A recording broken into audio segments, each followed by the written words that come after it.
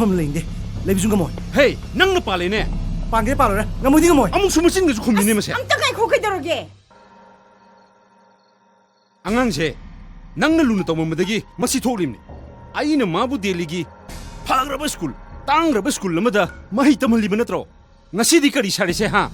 Si itong na bro. Nati, si itong na bro ba?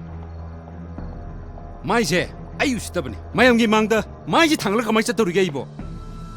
Ma, gay thaw na ba sila? Masi tajan na naman si. Kaino ni se? Ay pana ba silage? Sat krose. Salu habane.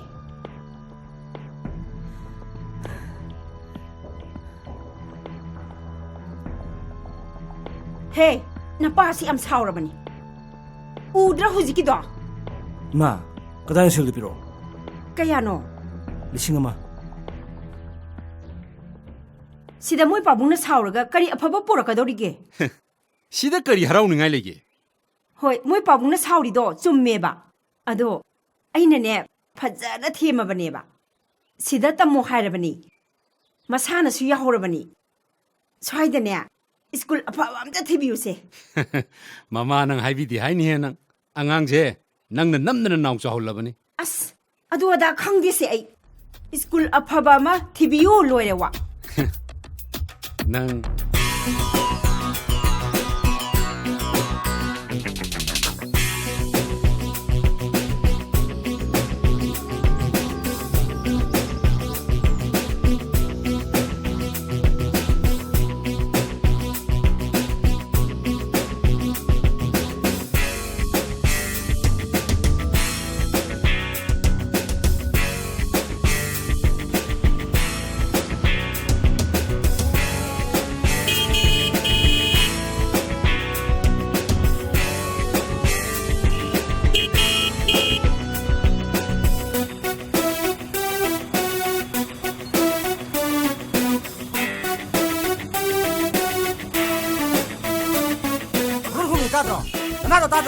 Kaino konda sibo.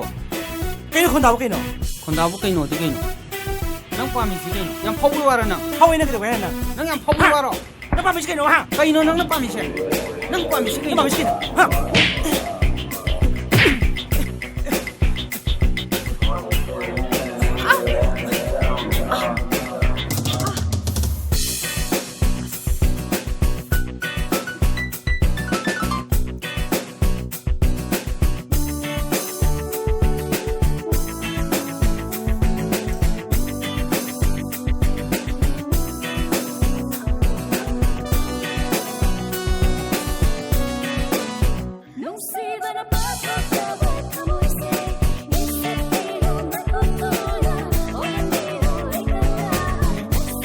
Draw.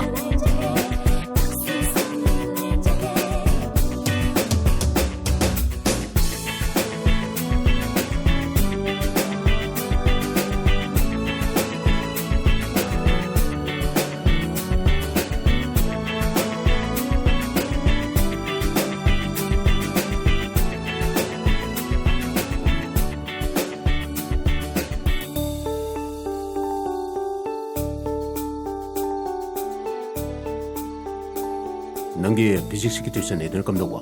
Bima. Se, sa si da leire se. Noi gi tuition mayam si da isa se ngaudana sakhiba tare. Khittu oda noi gi tuition do. Yagani da babu. Ibema. Tumna na ba tawrodana? Ngai hak pagi ge ima.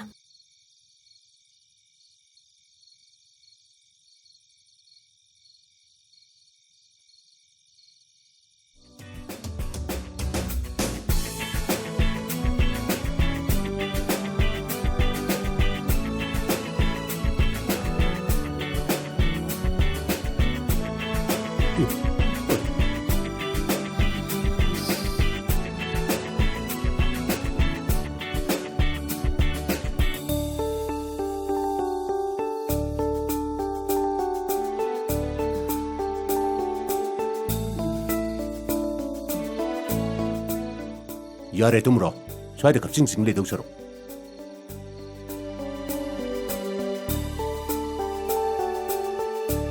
यारे तुम रो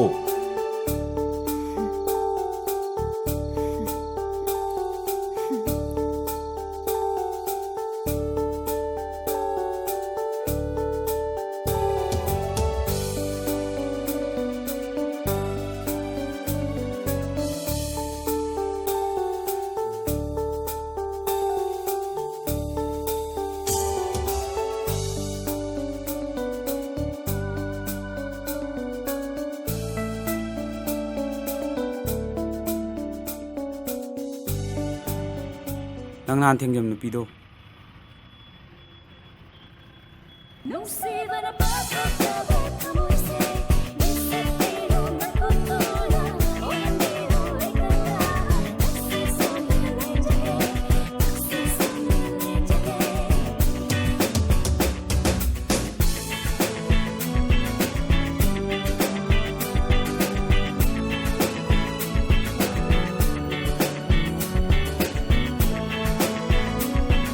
Abo, ay lanthok piramage.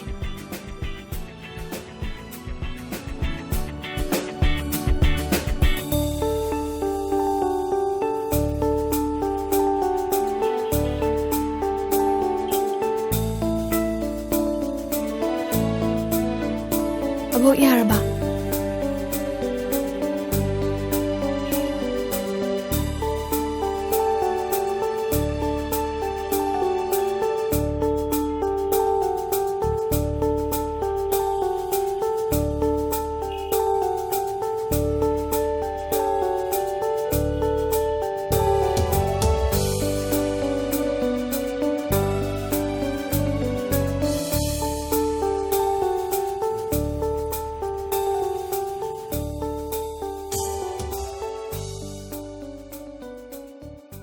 Everybody knows how to work it, body knows how to make me one day.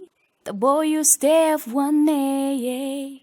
To gather something to please myself in balance, and maybe you're a challenge. Love is boy talent. Hey boy, really wanna see with you. Can go downtown with a girl like me. Hey boy, really wanna be with you. Could you just my tag? Oh nah nah nah nah. I need a boy, take your rubber. Looking for a guy, prove you worker. Oh wow, oh wow, oh wow. Dai to. Nang sino pa ka ni kandro? Adu kay dorage. Adu kay doge kana. Na pa masha ro sang ba kay doge. Ai khone. Nang na khoi yum si tam toi lang ni si kay no ba.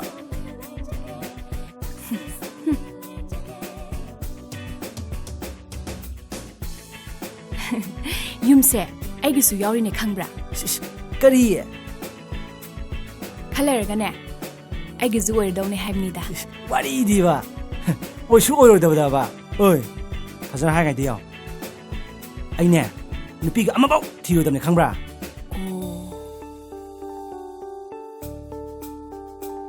Ai natana. Masi ngang si di ba. Angang kaina.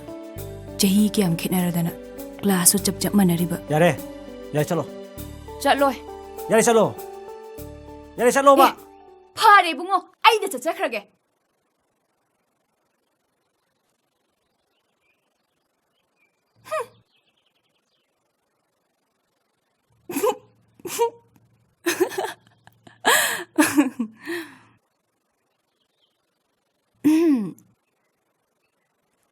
Mathang lakpadadi ne poloi oina shetla laage pangtap su tap tana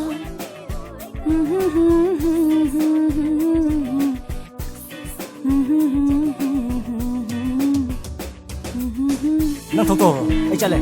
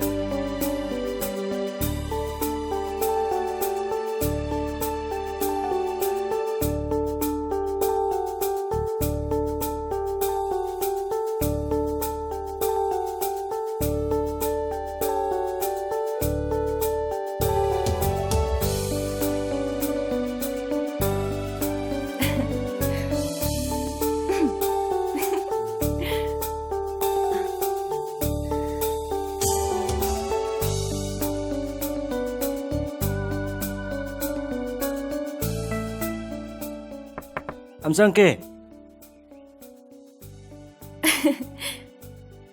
Chango. Yam thazadi. Aina si toy khangidana. Mimim changadine. Thongan thila changakadaba. Khangbra. Kaino yengidubo. Kashu nate. Kaino haibane. Sasahero. Tu. Aina nangbu nungsirise. Nangna hek khangakpu mikuptane. Nangna su aibu. Nungsirakani sinatro. Ayana khange. Asengbairo. Ay nangbu yam ti nungsijane. Aduga nahange haidri kayge. Matang sada haige tawba. Asibu khangde.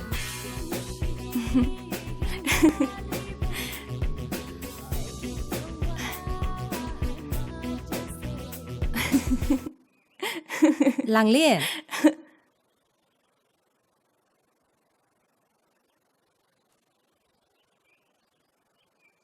Nathanta wari saidu bu kaigino.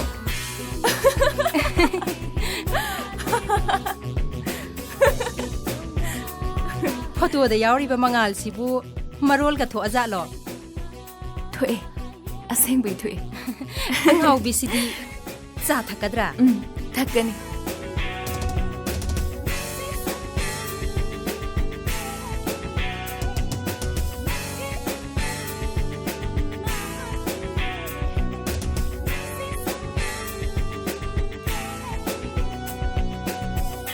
Lão có thuê bia à? Lão.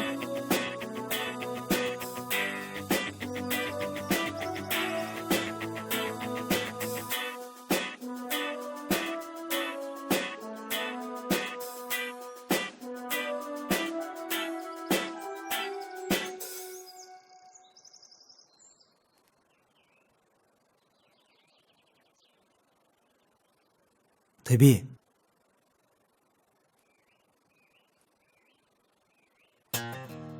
Ay wam taige. Ay nang pame.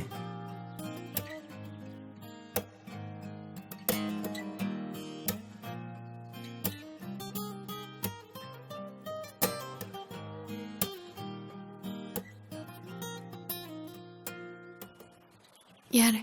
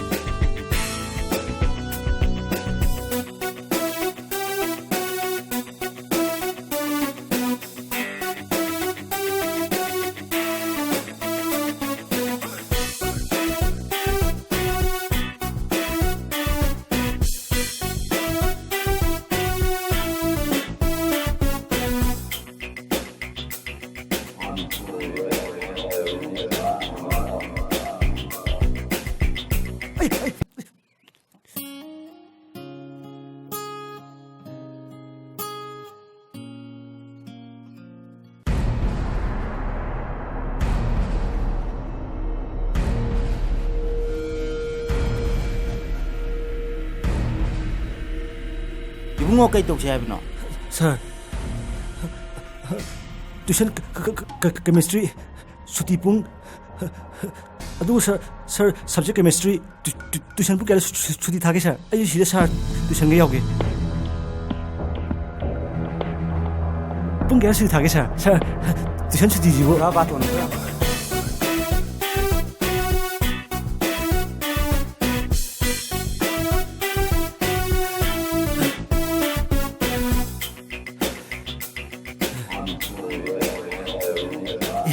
ai sorry em tayang gi Hoy, dengai ko. Sa sila hoy.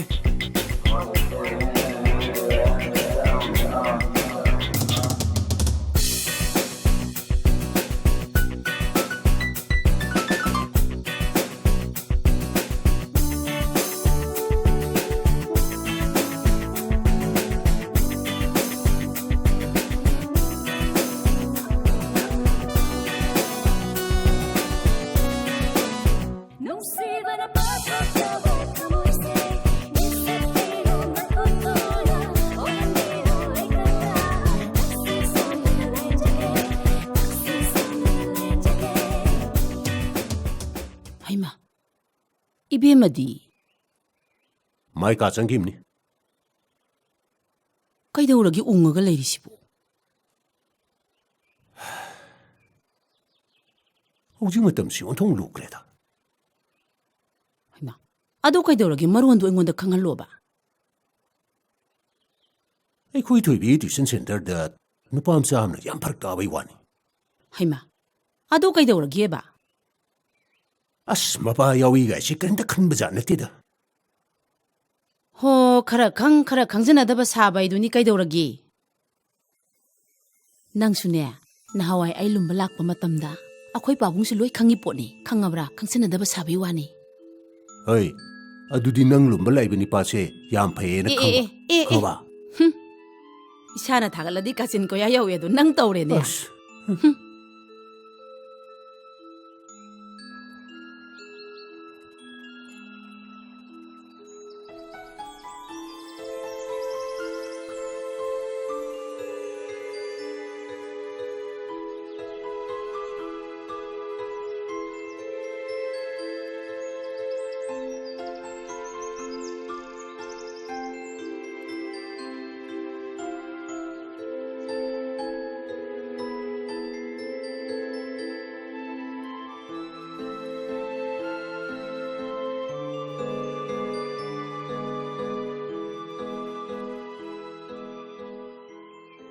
TV.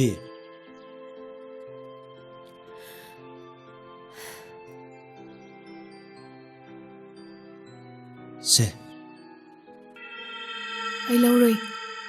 Nang thok jodi em nungai ro. Nang na nungai taba ai khangdi. Hayeng gai aingonda wam ta harakano. Tungda su inarakano.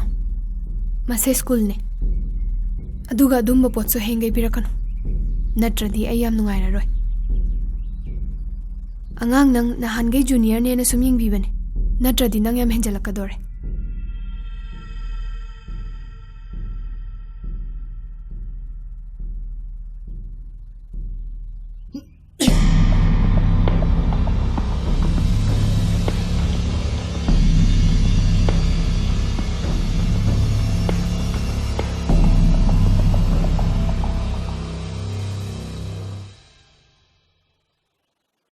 ꯑꯩꯈꯣꯏꯗ ꯂꯥꯛꯇ꯭ꯔꯁꯨ ꯀꯥꯏꯅꯣꯝ ꯆꯧꯁꯦ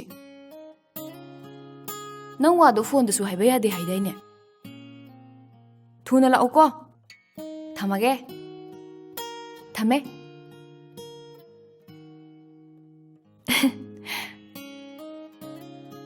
ꯑꯩꯗꯤ ꯅꯪꯅ ꯁꯨꯃꯥꯏꯅ ꯗꯦꯠꯀ ꯍꯥꯏꯔꯛꯀꯅꯤꯁꯦ ꯊꯥꯖꯗꯦꯉꯣ ꯅꯪ ꯀꯥꯟ ꯗꯦꯠꯅꯦ ꯍꯥꯏꯕ ꯅꯪ ꯗꯦꯠꯅꯦ ꯀꯥꯏ ꯈꯜꯂꯤꯔꯣ 이붕어 ꯅꯪꯅ ꯗꯦꯠ ꯅꯠꯇꯦ ꯐꯅꯌꯥꯝ ꯍꯥꯏꯔꯁꯨꯅꯦ ꯑꯩꯒꯤꯗꯤ ꯗꯦꯠ ꯈꯪꯉꯕ ꯐꯔꯦꯁꯦ ꯑꯗꯣ ꯅꯪꯅ ꯐꯣꯟꯗ ꯍꯥꯏꯕ ꯌꯥꯗꯦ ꯋꯥꯔꯤꯗꯨꯕꯨ ꯀꯩꯅꯣ ꯂꯥꯡꯂꯦꯟ ꯑꯩ ꯅꯉꯣꯟꯗ ꯋꯥ ꯑꯝꯇ ꯍꯥꯏꯒꯦ ꯅꯪ ꯂꯥꯟꯅꯗꯤ ꯈꯟꯅꯨꯀꯣ ꯁꯨꯈꯟ ꯍꯦꯛ ꯈꯜꯂꯣꯏ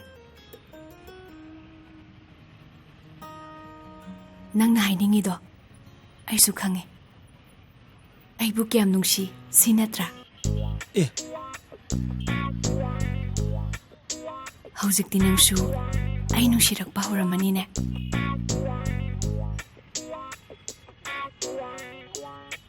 ꯅꯪꯗꯤ ꯑꯩꯒꯤ ꯃꯇꯝ ꯆꯨꯞꯄ ꯑꯣꯏꯔꯗꯣꯏꯅꯦ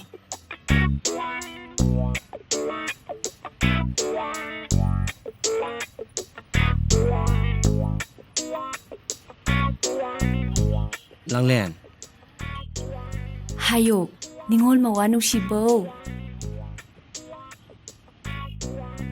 ꯂꯥꯡꯂꯦꯟ ꯅꯪ ꯉꯥꯡꯒꯗꯕ ꯂꯣꯏꯔꯕꯣ ꯑꯩ ꯑꯃꯨꯛ ꯉꯥꯡꯖꯔꯛꯑꯒꯦ ꯌꯥꯔꯦ ꯍꯥꯏꯗꯧꯗꯣ ꯁꯠ ꯁꯠ ꯍꯥꯏꯔꯛꯑꯣ ꯅꯣꯏꯗ ꯇꯣꯏ ꯇꯣꯏ ꯂꯥꯛꯀꯅꯨ ꯁꯤ ꯍꯥꯏꯗꯣ ꯑꯣꯏꯔꯝꯅꯤꯅꯦ ꯅꯪ ꯂꯣꯏ ꯈꯪꯉꯕ ꯅꯠꯇ꯭ꯔꯣ ꯂꯥꯛꯑꯣ ꯅꯪ ꯊꯤꯟꯕꯤꯔꯝꯃꯒꯦ ꯂꯥꯛꯑꯣ ꯍꯥꯏꯔꯣꯕ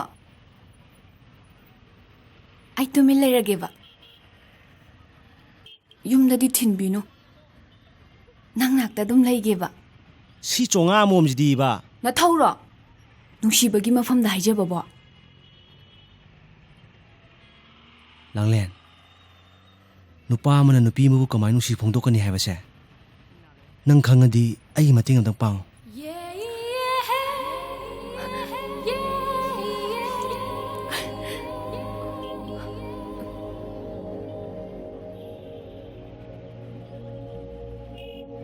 ꯅꯨꯄꯥ ꯊꯣꯛꯑꯣ ꯍꯟꯖꯤꯟ ꯍꯟꯖꯤꯟꯅ ꯅꯨꯡꯁꯤ ꯍꯥꯏꯌꯣ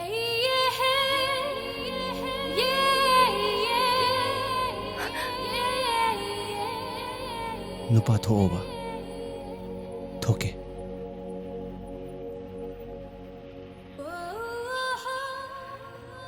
ꯍꯣꯏ ꯊꯦꯡꯛ ꯌꯨ ꯂꯥꯡꯂꯦꯟ ꯍꯜꯂꯁꯦ ꯍꯟꯈꯤꯔꯣꯏꯁꯦ ꯃꯉꯥꯜ ꯑꯩ ꯉꯁꯤꯗꯤ ꯌꯥꯝ ꯍꯔꯥꯎꯋꯦ ꯑꯩꯁꯨ ꯌꯥꯝ ꯍꯔꯥꯎꯋꯦ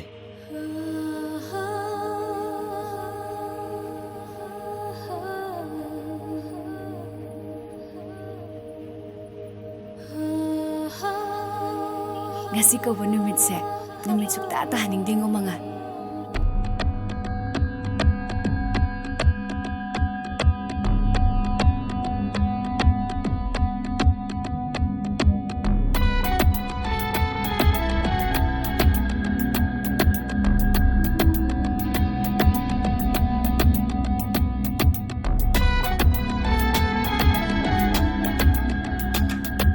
mushi mushi ngaliba aigi thawai macha se hogai tuna yengbiro nangi mitam latliye nungsi saktam thetliye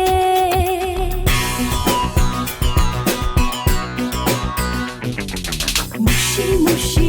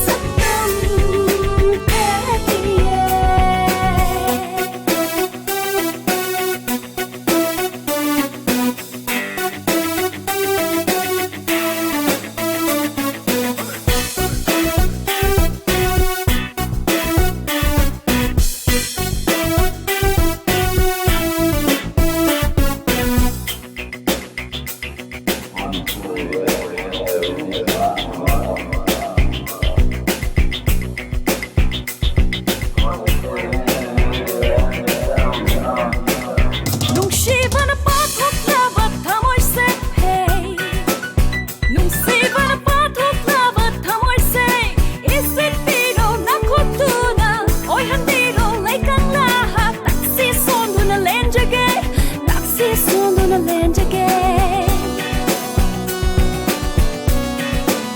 Nung sibara pakotaba tamoise Isitiro na kutuna Oy handiro ay kanglaha Taxi sonduna lenjage Taxi sonduna lenjage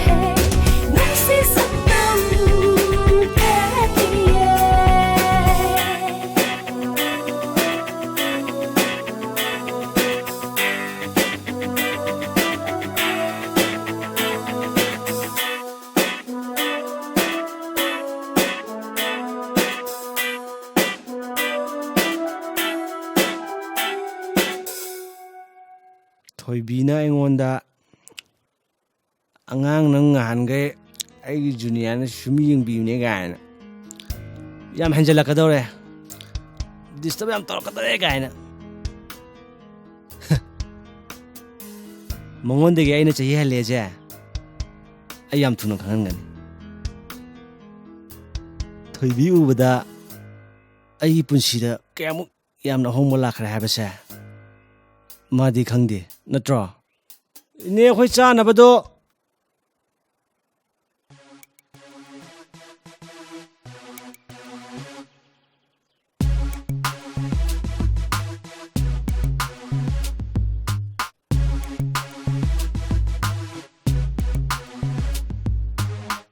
Tu moi pot mangkhe nien the loishin tho Bunga loishin lo he yam male na yungin le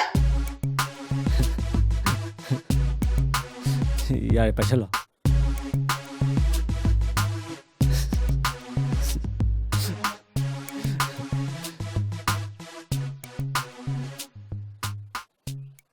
Cheers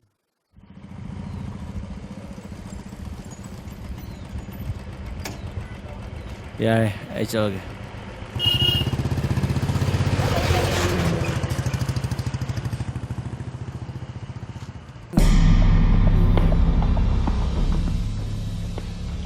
Tobi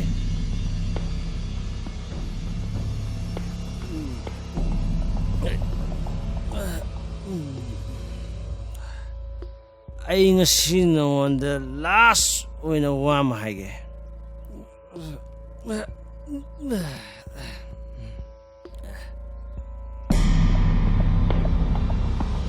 Aina nang nungsi haibase Aigiri ahanbane Aduga Aroibasune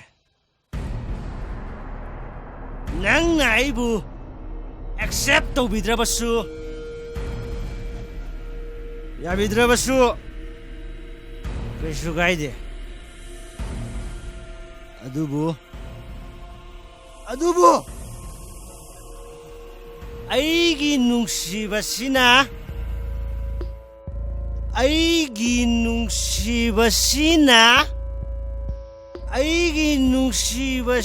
ꯑꯁꯦꯡꯕ ꯍꯦꯛ ꯑꯣꯏꯔꯝꯕ ꯇꯥꯔꯗꯤ ꯅꯪ ꯅꯁꯥꯅ ꯅꯈꯣꯡ ꯊꯣꯡꯅ ꯑꯩꯒꯤ ꯅꯥꯛꯇ ꯂꯥꯛꯀꯗꯕꯅꯤ. ꯅꯁꯥꯅ ꯅꯈꯣꯡ ꯊꯣꯡꯅ ꯑꯩꯒꯤ ꯅꯥꯛꯇ ꯂꯥꯛꯀꯗꯕꯅꯤ. 이붕아, 하이게도 뭘로 해라 브라. ꯂꯣꯏꯔꯦ ꯑꯣꯖꯥ. 오자 마이지 미야 못되버이 모음이. 아이코. 에이, 스톱이 뭐니? 부들어.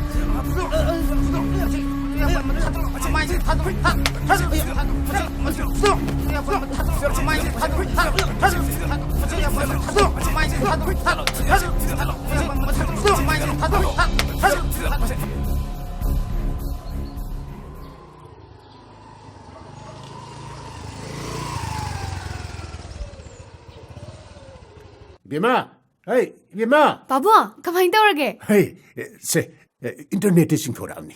PMT exam the nang 9% taram ni ne. Ha. You ne say. Karay ay shung di yengisi. Yo. Kadai. Tu. Ah.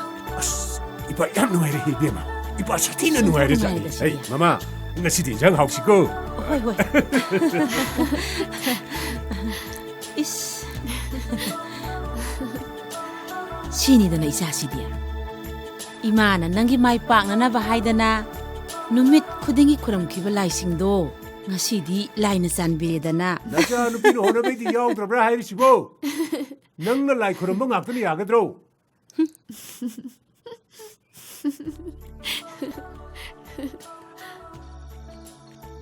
Is dilidu di lab kreda ibema noigisi deli ni kwa Hui ne Delhi ne. Thoibi ne Delhi de tamge na hairi ba. 이마, 델리기 메디컬 콜레지도 ꯌꯥꯝ ꯐꯩ. ꯑꯗꯒꯤ ꯅꯨꯄꯤ ꯉꯥꯛꯇ ꯇꯝꯕꯁꯨ ꯑꯣꯏꯕ.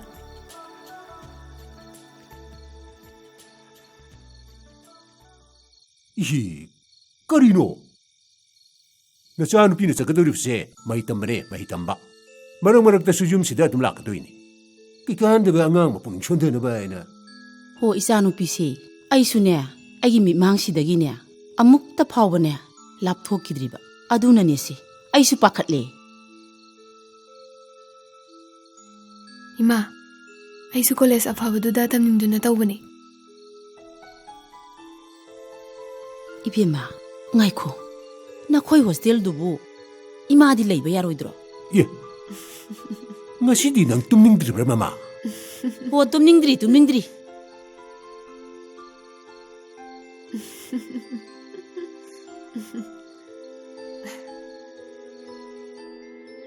바보. Yare. 이마, 찰로기게. Yare. Se.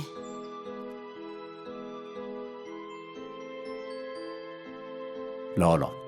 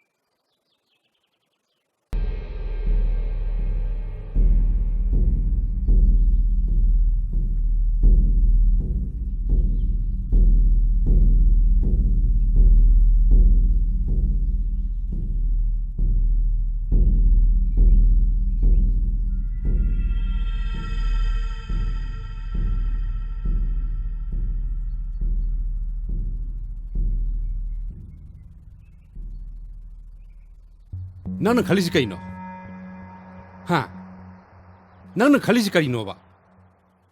나는 시다 묵담마 게드나 아이네 스쿨라 바바묵 낭나래.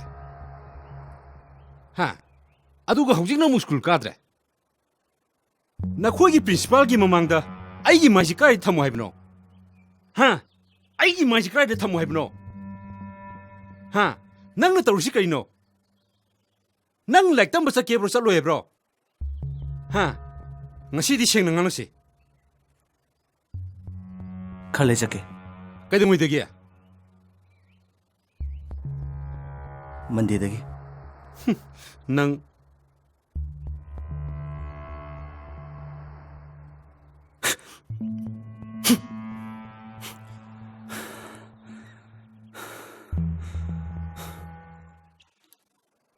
Around 12 days mu oi khibane 176 te yune Oh Thoibia nangna center se Manipur choose tawdrise kaidobaino Manipur da oiramadi aikoina hujik 3rd semester hewisa yahormaroidam aikoi lamduda academic career se phajana maintain tawba ngamde right genuine stride block it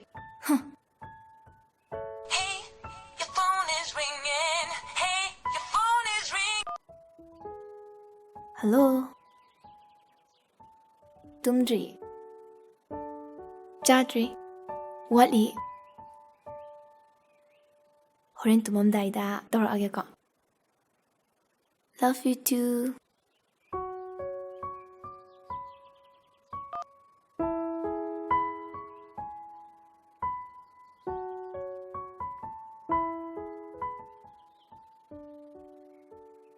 Thoibia nang school college life ta amta thengnaktro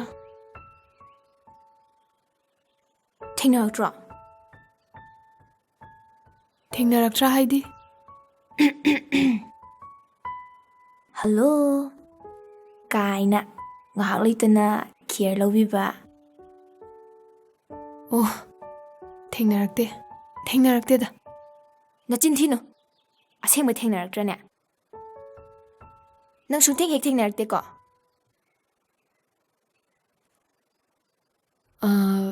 amadi thengnaki adu neba aduga na hangai haidaba kanano haiba kanano me kanano hairaga nangna khali du mind nate da aduna kayamu haiba kanano me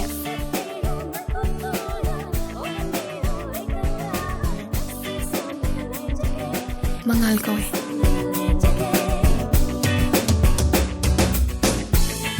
nong mama school da mi phunai aduda aiga thengjinaki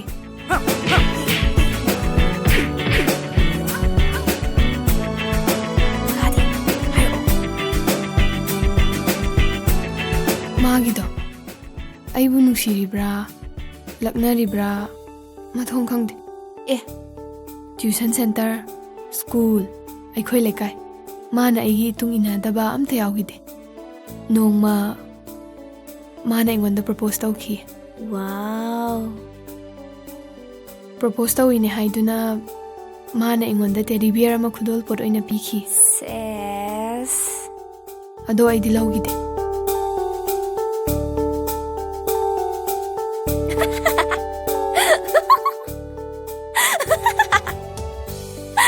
teddy bear teddy bear nangi warisidi punsida ahanbani masak pu yengningi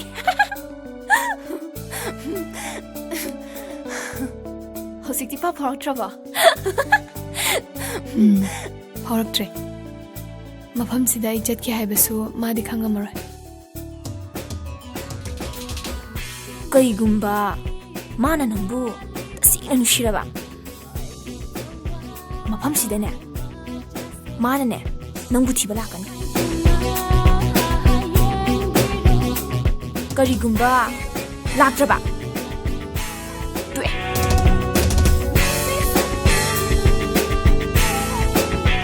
karigumba laaba soy lakanida Thoibi ꯅꯪꯅ ꯑꯩꯒꯤ ꯏꯐꯝꯗꯒꯤ ꯀꯌꯥꯝ ꯂꯥꯞꯅ ꯆꯦꯟꯕ ꯉꯝꯒꯗꯒꯦ? ꯅꯪ ꯃꯥ ꯂꯥꯛꯑꯗꯤ ꯀꯩꯗꯧꯅꯤ? ꯑꯝꯇ ꯍꯥꯏꯌꯨꯅꯦ. ꯑꯝꯇ ꯍꯥꯏꯌꯣꯕ. ꯃꯥ ꯂꯥꯛꯑꯗꯤ ꯀꯩꯗꯧꯗꯣꯏꯅꯣꯕ?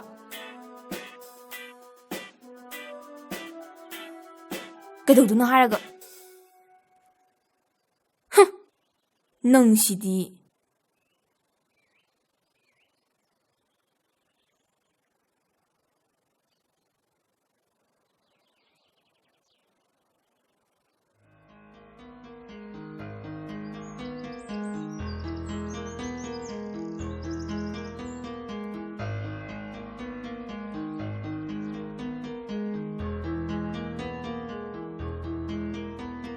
ꯀꯩꯒꯨꯝꯕ ꯃꯥꯅ ꯁꯦꯡꯅ ꯅꯨꯡꯁꯤꯔꯕ ꯃꯐꯝꯁꯤꯗ ꯃꯥꯅꯅꯦ ꯅꯪꯕꯨ ꯊꯤꯕ ꯂꯥꯛꯀꯅꯤ.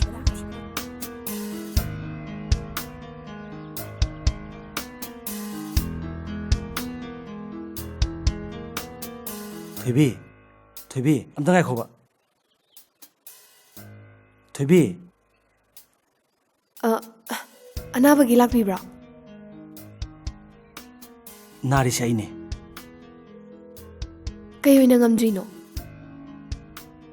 ꯊꯣꯏꯕꯤ, ꯑꯩꯒꯤ ꯊꯃꯣꯏ ꯃꯁꯛ ꯈꯪꯕꯤꯗ꯭ꯔꯤꯁꯦ ꯀꯩꯒꯤꯅꯣ? ꯑꯩ ꯀ꯭ꯂꯥꯁ ꯂꯩꯌꯦ. ꯊꯣꯏꯕꯤ, ꯑꯝꯇ ꯉꯥꯏꯕꯤꯈꯣ. ꯑꯩ ꯂꯥꯛꯏꯁꯦ ꯅꯪꯒꯤꯗꯃꯛꯇꯅꯦ. ꯑꯩ ꯊꯦꯡꯈ꯭ꯔꯦ.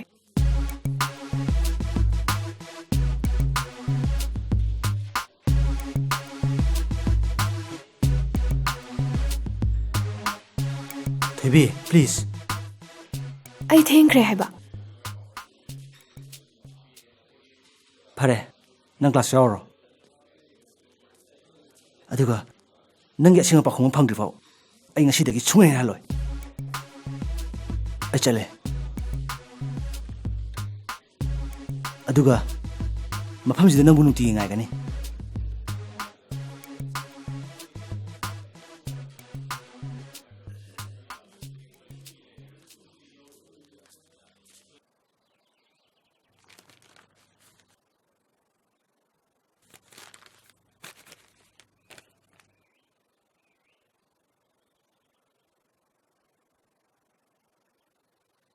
ꯅꯪꯒꯤ ꯑꯁꯦꯡꯕ ꯄꯥꯎꯈꯨꯝ ꯐꯪꯗ꯭ꯔꯤꯐꯥꯎ ꯑꯩ ꯉꯁꯤꯗꯒꯤ ꯁꯨꯡꯍꯟ ꯍꯜꯂꯣꯏ.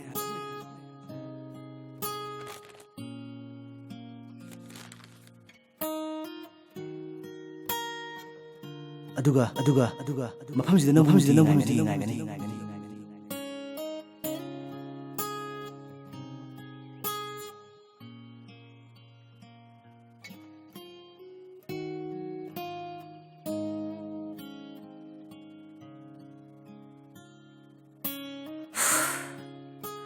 ꯗꯣꯛꯇꯔꯒꯁꯦ ꯑꯔꯦꯝꯕ ꯑꯣꯏꯅꯤꯡꯉꯨꯔꯦ.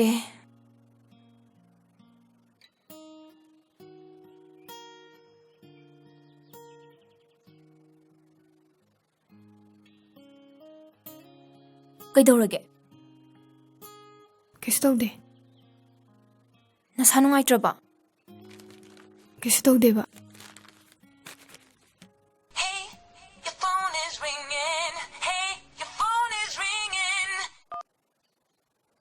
ꯍꯜꯂꯣ? ꯂꯣꯏꯔꯦ. ꯍꯣꯁꯇꯦꯜ ꯌꯧꯔꯦ.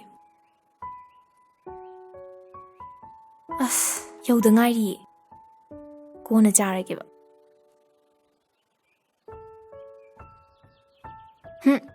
ꯂꯥꯛꯀꯅꯣ. ꯃꯇꯝ ꯃꯥꯡꯅꯕꯅꯤ. ꯑꯩꯅ ꯃꯐꯝꯁꯤꯗ ꯀꯟꯅ ꯍꯣꯠꯅꯩꯁꯦ ꯀꯅꯥꯏꯁꯨ ꯅꯠꯇꯦꯅꯦ ꯏꯕꯨꯡꯉꯣ.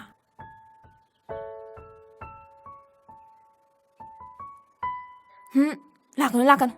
ꯑꯩ ꯊꯝꯃꯦꯀꯣ. ꯑꯣꯀꯦ, ꯕꯥꯏ. ꯐꯖꯅ ꯂꯩꯌꯨꯀꯣ. ꯊꯝꯃꯦ. ꯑꯩ ꯎꯗ꯭ꯔꯗꯤ ꯂꯩ ꯉꯝꯗ꯭ꯔ ꯃꯥꯜꯂꯦ. ꯂꯥꯛꯀꯦꯗ ꯑꯗꯨꯝ ꯍꯥꯏꯂꯦ.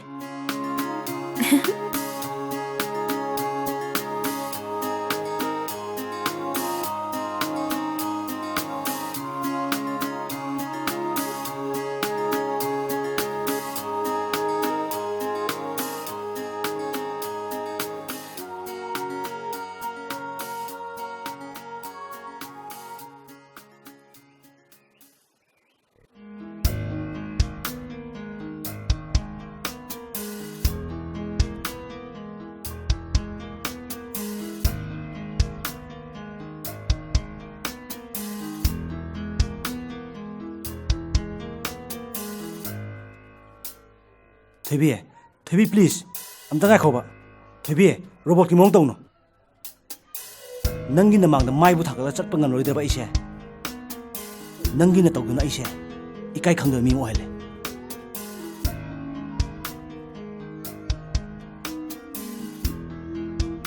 ai class le hai na tro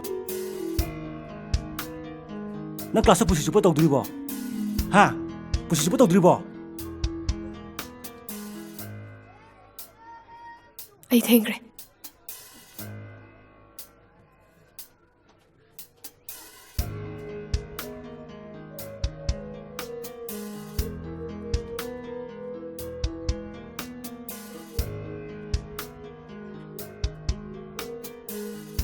Na class pusi chupa tawdri bo ha pusi chupa tawdri bo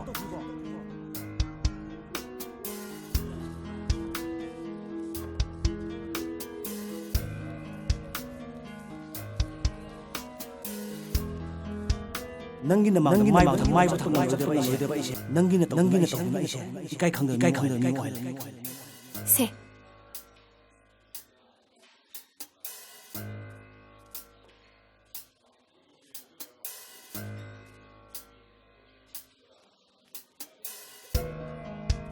ꯀꯩꯗꯧꯔꯒꯦ ꯅꯪꯕꯣ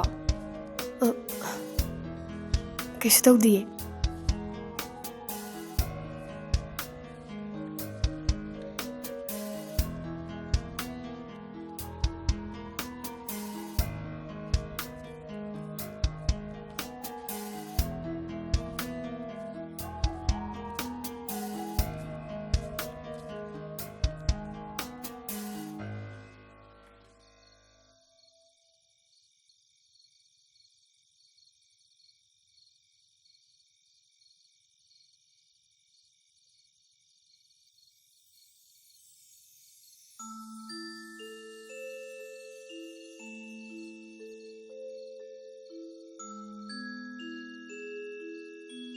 Lesna Ma Delhi da lae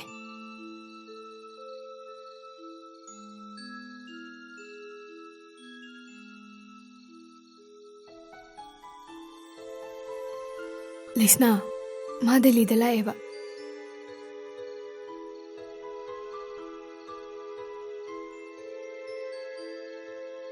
Mangal Delhi da lae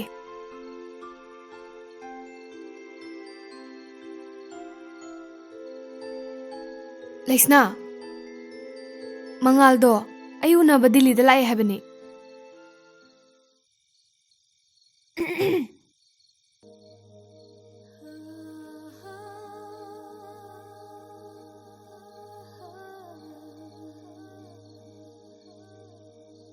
Mangal lae habani ꯑꯗꯨ ꯀꯩꯗꯧꯔꯒꯦ ꯂꯥꯛꯅꯤꯡ ꯂꯥꯛꯁꯤꯁꯅꯨ ꯀꯩꯅꯣ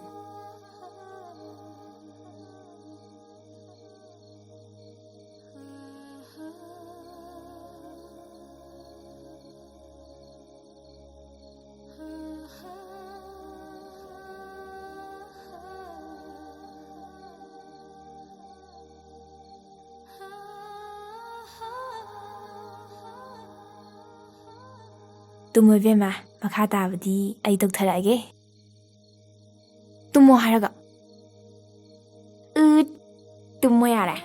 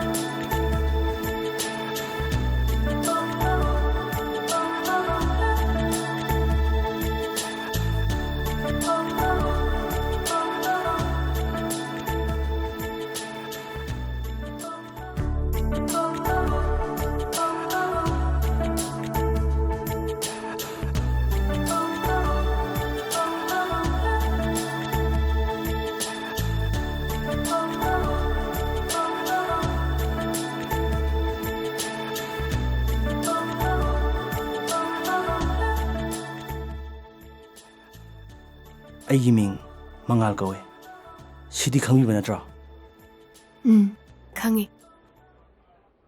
ꯊꯣꯏꯕꯤ ꯅꯪꯒꯤ ꯑꯔꯦꯞ ꯑꯃꯇꯪꯗꯤ ꯍꯥꯏꯌꯣ ꯑꯩꯗꯤ ꯅꯪꯕꯨ ꯊꯃꯣꯏ ꯁꯦꯡꯅ ꯅꯨꯡꯁꯤ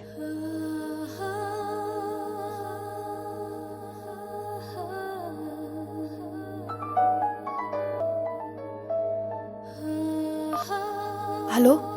Yes, I'm coming. Kona mo wari sarase ko.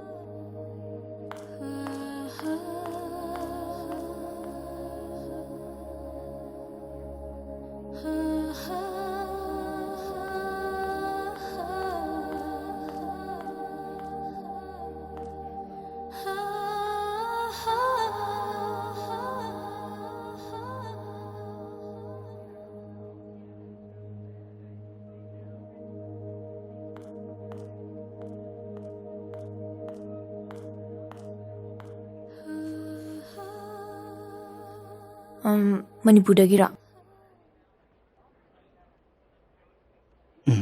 Mane. Kay mating panguge. No thanks, yarne. Nang shu saktiyo khakta khaline manga. Nang di aiming kamay khangami ba? Adune, yam takakano. Hey, please. Please, amta ngabi ko. Aiming kamay khangino. Leishabi amada propose tawbabu. Piriba posakduna thombhawnabra. Hayengay adumain tawgana. Ai ming leisna kawi. Ai hojik class lay. Ai ngonda wahang yam hangangari. Wari di kona. Please, amta ngabi ko. Ai thoibigi mamanabi. Ha. Hangni wahang dugi pakhum si oiramnine. Wari di kona. Bye.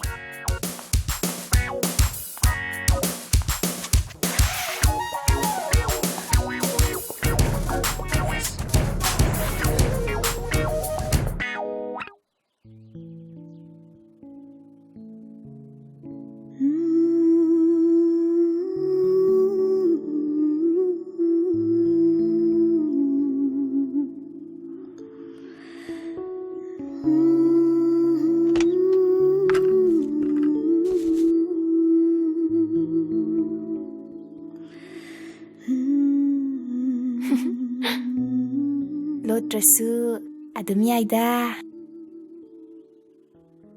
Masaktubu kai khubasanu. Kande, nang phasana wari dum sanaru maga. Matamdo hograbani. Hoziki khallo. Thobiya. Nang magam to una. Unawo. Unaw ko. Mangal na nang manushi. Malem taibang pansida na. Nang gidamagta mangal gumanupa amata tholar. Nang soy unagadam ni ko.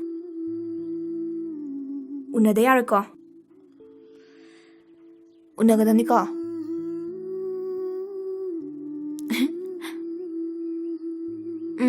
Coffee shemake.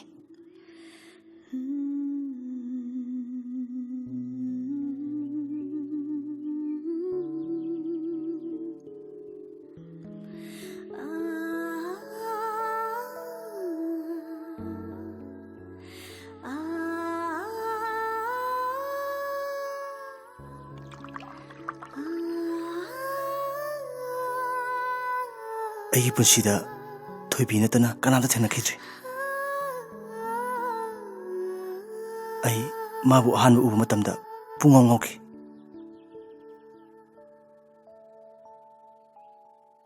ꯃꯥꯒꯤ ꯃꯇꯨꯡ ꯀꯌꯥꯔꯛ ꯏꯟꯅꯈꯤ ꯊꯃꯣꯏꯒꯤ ꯋꯥꯍꯩ ꯈꯨꯗꯤꯡꯃꯛ ꯃꯉꯣꯟꯗ ꯐꯣꯡꯗꯣꯛꯈꯤ ꯄꯥꯎꯈꯨꯝꯗꯤ ꯐꯪꯈꯤꯗꯦ Leisna, ay kaidaw haibano? ꯍꯣꯏ ꯑꯩ ꯂꯥꯏꯔꯤꯛ ꯂꯥꯏꯁꯨꯗ ꯊꯋꯥꯏ ꯀꯌꯥ ꯌꯥꯎꯗꯦ ꯏꯃꯥ ꯏꯄꯥꯒꯤ ꯂꯟꯊꯨꯝꯅ ꯑꯩꯅ ꯇꯝꯍꯟꯅꯤꯡꯕ ꯃꯐꯝꯗ ꯃꯍꯩ ꯇꯝꯍꯜꯂꯦ ꯑꯗꯨꯕꯨ ꯃꯥꯏ ꯄꯥꯛꯄꯗꯤ ꯁꯨꯡꯉꯝꯗꯦ ꯑꯩꯒꯤ ꯂꯦꯝꯖꯗꯕ ꯂꯥꯏꯔꯤꯛ ꯂꯥꯏꯁꯨꯗ ꯊꯋꯥꯏ ꯌꯥꯎꯗꯕ ꯑꯩꯒꯤ ꯃꯑꯣꯡꯁꯤꯗ ꯃꯥꯅ ꯄꯥꯝꯃꯝꯃꯣꯏ ꯍꯥꯏꯕ ꯑꯩꯁꯨ ꯈꯪꯉꯤ ꯑꯗꯨꯕꯨ ꯃꯥꯒꯤ ꯃꯐꯝꯗꯒꯤ ꯄꯥꯎꯈꯨꯝ ꯑꯃꯇꯪ ꯐꯪꯂꯕꯗꯤ ꯑꯩꯁꯨ ꯍꯣꯠꯅꯒꯦ ꯉꯥꯎꯁꯤꯟꯅꯗꯕ ꯃꯤ ꯑꯃ ꯍꯥꯏꯕꯗꯣ ꯑꯩꯁꯨ ꯑꯣꯏꯕ ꯉꯝꯒꯅꯤ ꯂꯥꯏꯔꯤꯛ ꯂꯥꯏꯁꯨ ꯈꯛꯇꯒꯤ ꯋꯥꯁꯨ ꯅꯠꯇꯦ ꯑꯗꯨꯕꯨ ꯑꯩꯈꯣꯏ ꯃꯍꯩꯔꯣꯏꯅꯤ ꯃꯍꯩꯔꯣꯏ ꯑꯣꯏꯔꯤꯉꯩ ꯃꯇꯝꯗ ꯍꯣꯠꯅꯗꯅ ꯀꯔꯝꯕ ꯃꯇꯝꯗ ꯍꯣꯠꯅꯗꯣꯏꯅꯣ ꯑꯗꯨ ꯅꯪ ꯃꯉꯣꯟꯗ ꯑꯁꯦꯡꯕ ꯑꯃ ꯍꯥꯏꯈꯤꯕꯅꯗꯤ ꯐꯩꯗꯅ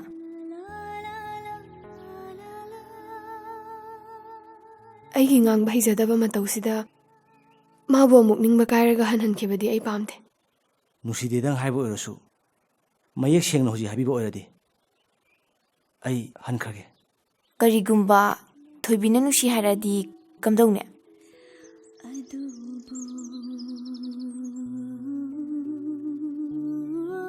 ꯃꯥꯂꯦꯝ ꯇꯥꯏꯕꯪꯄꯥꯟꯁꯤꯗ ꯈ꯭ꯋꯥꯏꯗꯒꯤ ꯂꯥꯏꯕꯛ ꯐꯕ ꯃꯤꯁꯛ ꯍꯥꯏꯕꯗꯣ ꯑꯩ ꯑꯣꯏꯌꯦ ꯂꯧꯒꯅꯤ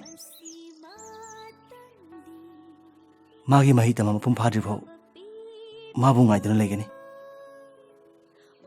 ꯍꯦꯛ ꯂꯣꯏꯕꯒ ꯆꯥꯎꯅ ꯂꯨꯍꯣꯡꯒꯅꯤ ꯑꯩꯕꯨ ꯎꯅꯔꯒ ꯀꯩ ꯍꯥꯏꯗꯣꯏꯅꯣ ꯂꯩꯁꯅꯥ ꯅꯪꯅꯅꯦ ꯀꯩꯝ ꯍꯥꯏꯗ꯭ꯔꯁꯨ ꯌꯥꯔꯦ ꯃꯥꯅ ꯂꯣꯏ ꯍꯥꯏꯔꯅꯤ ꯏꯕꯦꯝꯃ ꯅꯪꯅꯅꯦ ꯍꯣꯏ ꯍꯣꯏꯗ ꯄꯨꯡꯈꯨꯝꯗ ꯈꯨꯝꯃꯨ ꯀꯩ ꯍꯥꯏꯗꯣꯏꯅꯣ ꯈꯪꯗ꯭ꯔꯦ ꯂꯩꯁꯅꯥ ꯏꯁꯥꯁꯦ ꯃꯊꯣꯡ ꯃꯔꯝ ꯑꯝꯇ ꯈꯪꯗ꯭ꯔꯦ ꯏꯕꯦꯝꯃ ꯍꯧꯅꯁꯥꯅꯦ ꯍꯧꯅꯁꯥ ꯑꯩꯈꯣꯏꯁꯨꯅꯦ ꯑꯃꯠꯇ ꯀꯥꯜꯂꯛꯇꯦ ꯑꯩꯈꯣꯏꯗꯤ ꯑꯣꯜ ꯗ ꯕꯦꯁ ꯁꯤꯗꯅꯦ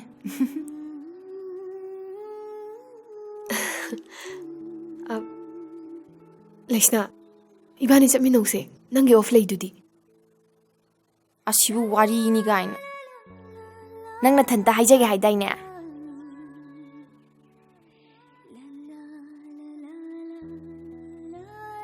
ꯅꯪ ꯃꯉꯥꯜꯁꯤ ꯀꯌꯥꯝ ꯅꯨꯡꯁꯤ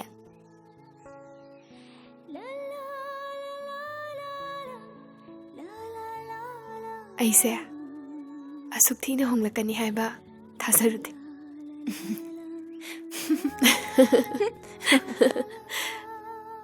ꯍꯣꯔꯦꯟꯗꯤꯅꯦ ꯅꯁꯛꯇꯣ ꯈꯔ ꯀꯦꯕꯤꯒꯤ ꯏꯕꯦꯝꯃ ꯅꯨꯡꯁꯤ ꯆꯥꯎꯕꯤ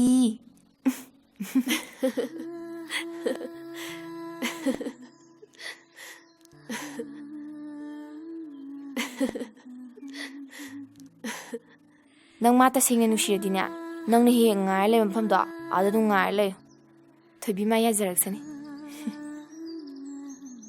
ꯂꯩꯁꯅꯥ ꯅꯪꯒꯤ ꯋꯥꯍꯩꯁꯤꯡꯗꯨꯗꯒꯤ ꯑꯩ ꯈꯪꯉꯤ ꯊꯣꯏꯕꯤꯒꯤ ꯊꯃꯣꯏꯗ ꯍꯧꯖꯤꯛꯁꯨ ꯑꯍꯣꯡꯕ ꯑꯝꯇ ꯂꯩꯇꯦ ꯍꯦ ꯑꯗꯨꯃꯥꯏꯅ ꯄꯨꯛꯅꯤꯡ ꯄꯤꯛꯊꯒꯅꯨ ꯅꯪ ꯃꯥ ꯅꯨꯡꯁꯤ ꯍꯥꯏꯗꯥꯏꯅꯦ ꯐꯔꯦ ꯃꯥꯅ ꯑꯩꯕꯨ ꯅꯨꯡꯁꯤꯕꯤꯗ꯭ꯔꯕꯁꯨ ꯃꯥꯕꯨꯗꯤ ꯉꯥꯏꯔꯒ ꯂꯩꯁꯅꯥ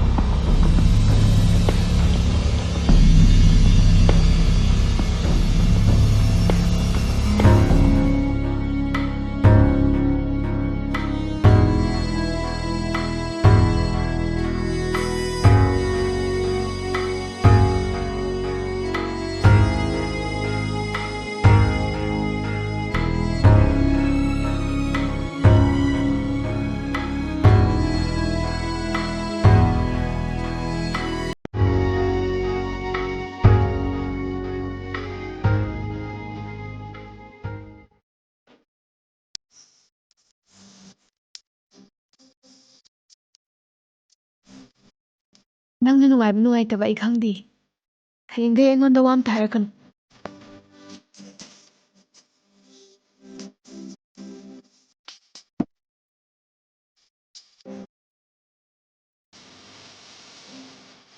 ꯑꯉꯥꯡ ꯅꯪ ꯅꯍꯥꯟꯒꯩ ꯖꯨꯅꯤꯌꯔꯅꯦꯅ ꯁꯨꯝ ꯌꯦꯡꯕꯤꯕꯅꯦ ꯅꯠꯇ꯭ꯔꯗꯤ ꯅꯪ ꯌꯥꯝ ꯍꯦꯟꯖꯜꯂꯛꯀꯗꯧꯕ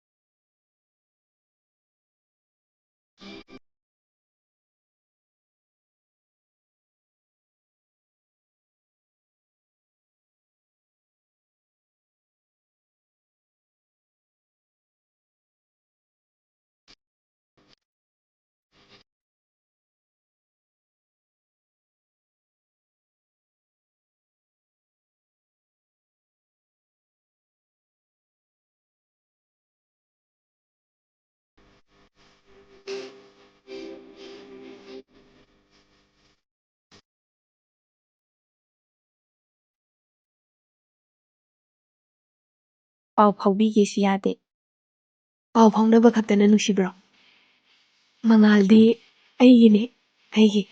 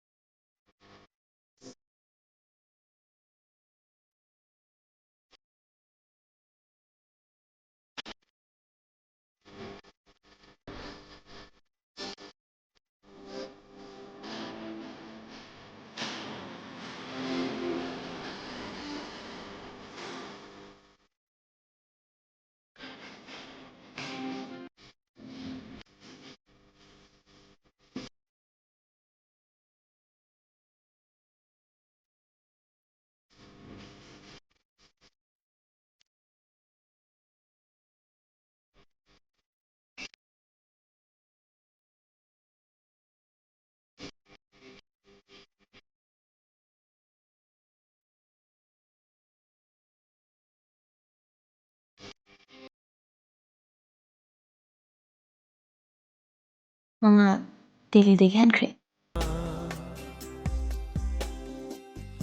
ꯍꯟꯈ꯭ꯔꯁꯅꯨ ꯂꯤꯁꯅ ꯑꯗꯨꯃꯥꯏꯅ ꯄꯨꯛꯅꯤꯡ ꯄꯤꯊꯒꯅꯣ ꯊꯣꯏꯕꯤ ꯑꯩ ꯃꯅꯤꯄꯨꯔꯗ ꯃꯥꯒꯤ ꯀꯟꯇꯦꯛ ꯊꯤꯒꯦ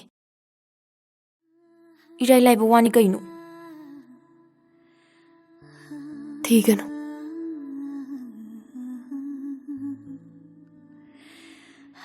ꯃꯤꯒꯤ ꯊꯃꯣꯏꯕꯨ ꯑꯁꯨꯛ ꯌꯥꯝꯅ ꯑꯣꯠꯄ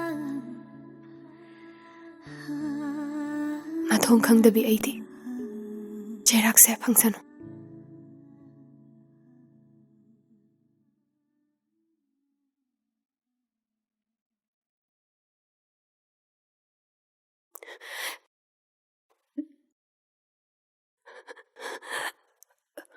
ꯉꯁꯤꯗꯤ ꯑꯩꯁꯦ ꯍꯩꯐꯝ ꯈꯪꯗꯅ ꯋꯥꯏ ꯂꯩꯁꯅ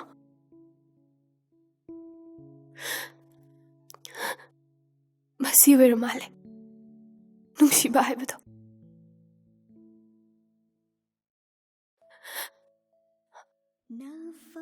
ꯉꯁꯤ ꯑꯩꯅ ꯀꯞꯂꯤꯕꯁꯦ ꯃꯉꯥꯜꯕꯨ ꯅꯨꯡꯁꯤꯕꯒꯤꯗꯃꯛꯇꯅꯦ ꯄꯥꯎ ꯑꯃ ꯐꯥꯎꯈꯤꯕꯗꯤ ꯆꯨꯝꯒꯅꯤ ꯈꯜꯂꯦ ꯊꯣꯏꯕꯤ ꯃꯗꯨꯒꯤꯗꯃꯛꯇ ꯀꯩꯝꯇ ꯆꯤꯡꯅꯒꯅꯨ ꯂꯩꯁꯅ ꯃꯥꯅ ꯑꯩꯕꯨ ꯑꯁꯨꯛꯀꯤ ꯃꯇꯤꯛ ꯅꯨꯡꯁꯤ ꯍꯥꯏꯕ ꯑꯩ ꯈꯪꯉꯦ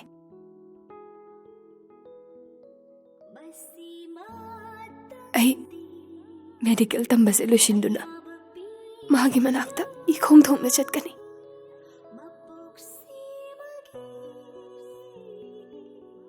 ꯑꯩꯒꯤ ꯃꯥꯏꯁꯦ ꯃꯥꯒꯤ ꯃꯊꯥꯗ ꯂꯣꯠꯇꯨꯅ ꯄꯦꯟꯅ ꯀꯞꯀꯅꯤ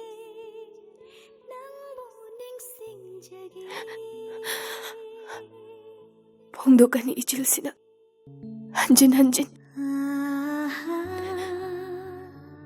ꯑꯩꯅ ꯅꯪꯕꯨ ꯅꯨꯡꯁꯤꯌꯦ ꯃꯉꯥꯜ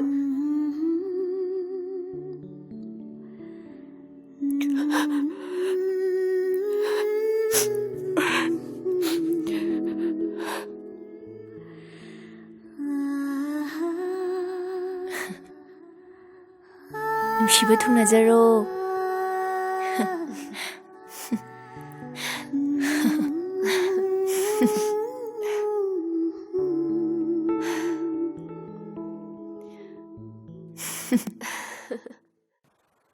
이붕어, 이마 ꯀꯧꯕꯕꯨ ꯀꯩꯒꯤꯅꯣ?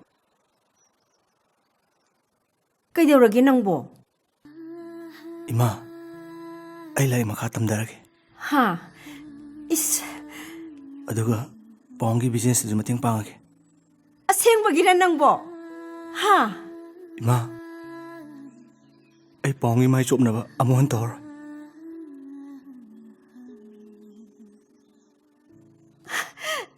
Moy babong!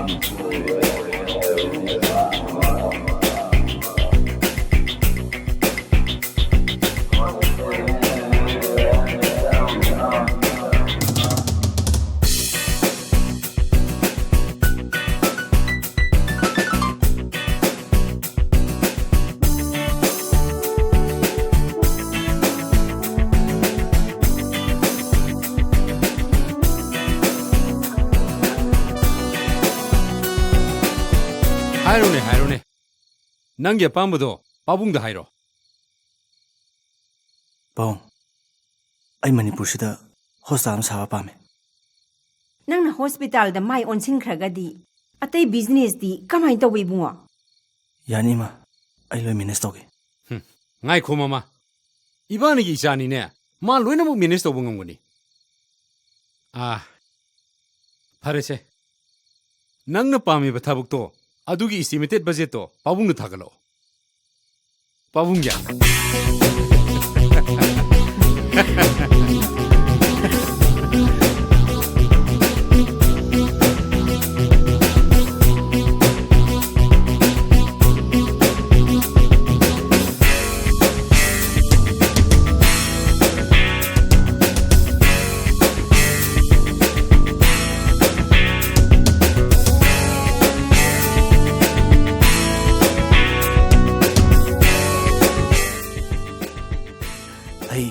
ꯅꯪꯒꯤ ꯅꯊꯛꯇ ꯂꯃꯟ ꯁꯣꯏꯗꯅ ꯈꯨꯝꯒꯅꯤ.